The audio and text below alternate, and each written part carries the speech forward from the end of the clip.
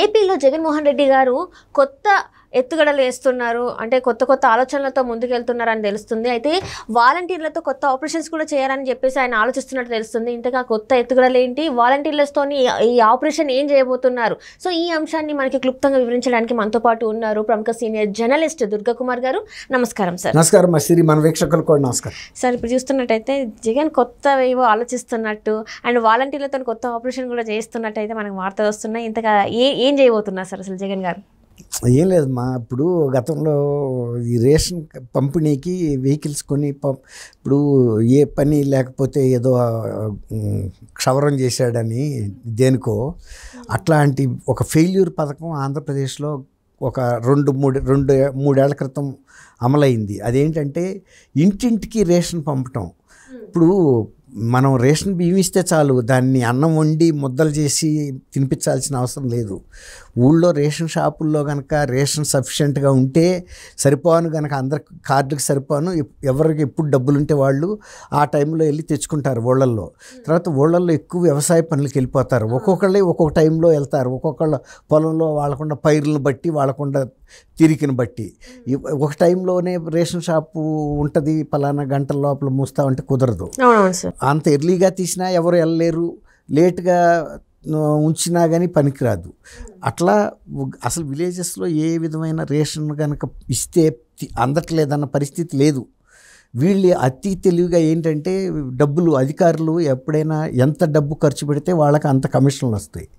ఇప్పుడు ఈ రేషన్ని ఇంటింటికి పంపడానికి టాటా ఏస్ లాంటి వెహికల్స్ని కొన్నారు, కొన్ని వేలు కొన్నారు.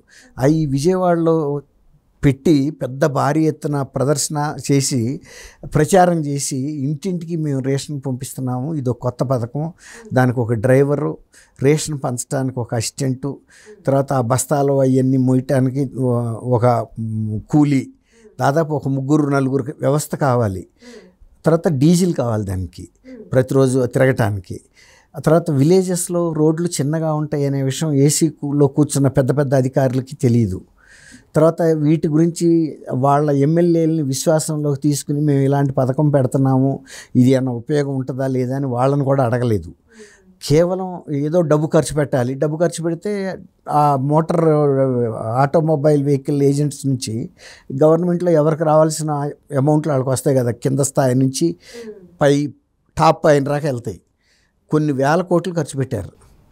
పెట్టిన తర్వాత తీరా వీటిని పంపిన తర్వాత ఏమైందంటే వాటిని మెయింటైన్ చేయటం కష్టమైపోయింది. డబ్బులు విపరీతంగా, డ్రైవర్ కావాలి, తర్వాత తూకం తూసే ఒక వ్యక్తి అక్కడ ఉండాలి, మళ్ళీ వాడికి ఒక అసిస్టెంటు, బండికి ఒక క్లీనరు, ఇలా అయిపోయింది. దాంతో ఆ తర్వాత తీరా ఈయన చిన్న చిన్న గల్లీల్లోకి వెళ్ళగలుగుతాయి అంటే వెళ్ళలేకపోతున్నాయి. వాళ్ళు ఏం చేస్తున్నారంటే మెయిన్ రోడ్ల మీద ఆపేసి ఆరన్లు కొడుతున్నారు రేషన్ వచ్చి తీసుకోమని. ఒక గంట, అరగంట, లేకపోతే ఒక గంట పావు ఉంటారనుకోండి, గంటన్నర ఉంటే ఆ టైం లోపల అక్కడ ఎవరు ఉండరు. ఆ మధ్యాహ్నం పూట రైతులందరూ పనులకు వెళ్తారు, కాసేపు పడుకుంటారు అక్కడే చెట్ల కింద, మళ్ళీ సాయంత్రం వస్తారు.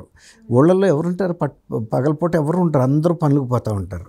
దీంతో ఇది వర్కౌట్ అవ్వాల, అందరిలోనూ గగ్గోలు వచ్చింది. ఈడు మాకు రేషన్ వచ్చిన టైంలో మేము ఉండలేదు, మేము ఉండే టైంలోనేమో రేషన్ బండి రావట్లేదు, తర్వాత అది మా సందుల్లోకి రావట్లేదు, ఇంటి రాక మీరు ఇంటింటికి పంపిస్తాం గడప గడపకి అన్నారు. మేమే వెళ్ళి అంత దూరం వెళ్ళి తెచ్చుకోవాల్సి వస్తుంది. ఆ బండి ఎప్పుడు వస్తుందో మాకు తెలియట్లేదు, ఎప్పుడు వెళ్ళిపోతుందో.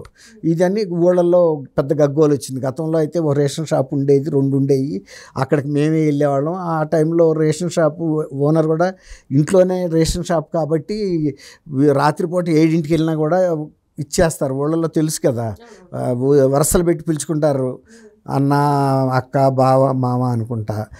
వచ్చినప్పుడు తిరగొట్టుకోరు కదా, ఇవాళ కాకపోతే రేపైనా ఇవ్వాల్సిన బాధ్యత అతని మీదే ఉంటుంది కదా. కాబట్టి ఏదో ఒకటి వాళ్ళు ఇచ్చేసేవాడు, ఆ డబ్బులు ఎప్పుడు ఉన్నప్పుడు వాళ్ళు తెచ్చుకునేవాళ్ళు. ఇప్పుడు ఇది ఫెయిల్ అయిపోయింది. జనంలో కూడా ఈ స్కీమ్ ఎంత డబ్బులు పెట్టారు అనేది ఉంది. ఇప్పుడు ఏం చేయాలంటే కనీసం ఎలక్షన్ ముందన్నా సరే రేషన్ కరెక్ట్గా ఇళ్ల ముందుకు వెళ్ళి ఇస్తే కొంత జనం సంతోషిస్తారనే ఉద్దేశం మీద ప్రత్యేకంగా వాలంటీర్ని రిక్వెస్ట్ చేసి మీరు ఎట్లయినా సరే మీరు శ్రద్ధ తీసుకుని ఆ రేషన్ షాపులు అది ఆ వెహికల్స్ అవి తిరుగుతున్నాయా లేదా, ఎప్పుడు వస్తున్నాయి, మీరు కూడా వాళ్ళకి సహకరించి వాళ్ళతో చెప్పి ఆ రేషన్ని బండి దగ్గర నుంచి తీసుకునేటట్టు చూడండి. తీసుకుంటే బండి మాకు వచ్చి ఇచ్చిందన్న ఒక తృప్తి అన్న ఉంటుంది అనేది వీళ్ళ ఆశ. దానికోసం ఒక 500 రూపాయలు మళ్ళీ అడిషనల్గా శాలరీ ఇస్తాము.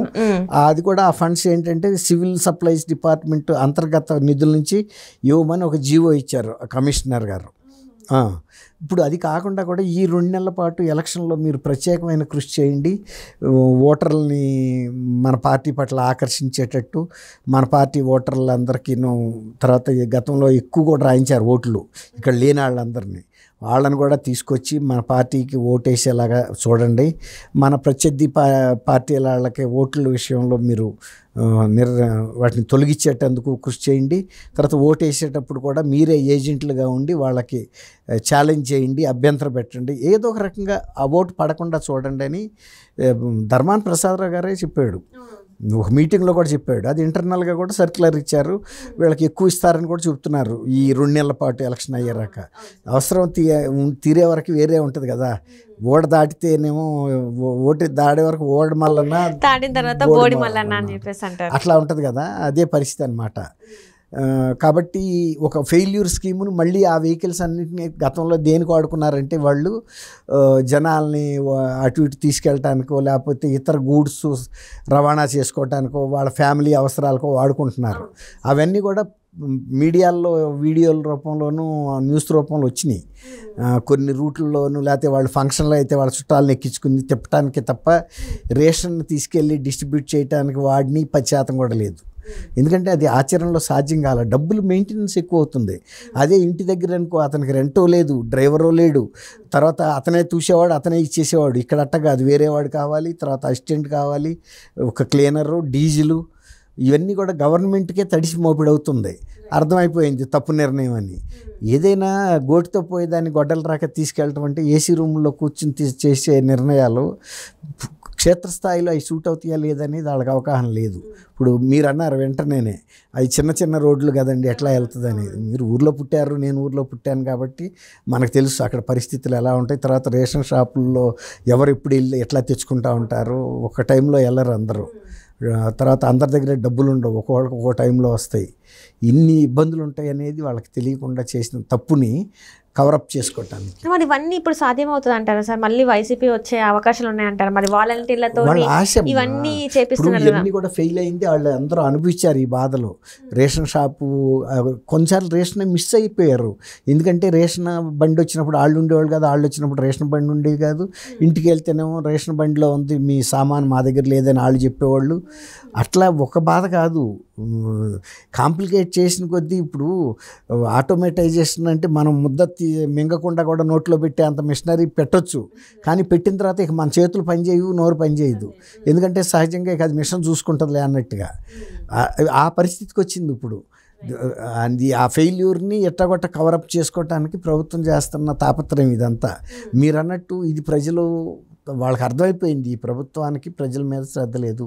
ఇట్లాంటి ఫెయిల్యూర్ పథకాల మీద డబ్బులు పెట్టి వాటిలో నుంచి వచ్చే కమిషన్ల మీద శ్రద్ధ ఉందనేది అర్థమైపోయింది.